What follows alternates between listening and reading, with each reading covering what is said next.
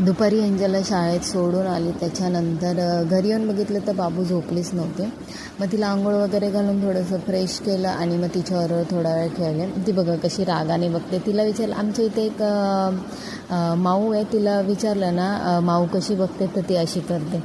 आणि मग भॉ भॉ करत होते. मग ब्लँकेट वगैरे अंगावर घेऊन मग तिच्यावर थोडं खेळून तिला झोपवलं. संध्याकाळच्या वेळेला भुर्जी बनवलेली, डाळ भात वगैरे रेडी होता माझा, कारण मला जायचं होतं आज भाजी मार्केटला.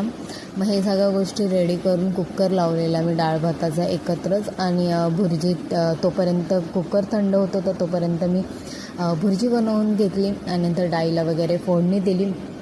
आणि नंतर आता बाबू वर्षाचीच झालेली आहे, पण चालते ती, स्वतःचा प्रयत्न करते आणि मस्त चालते ती थोडीशी. तर एंजलला चालून दाखवते. आता रांगण्याऐवजी आहे ना चालणंच तिचं खूप झालेलं आहे.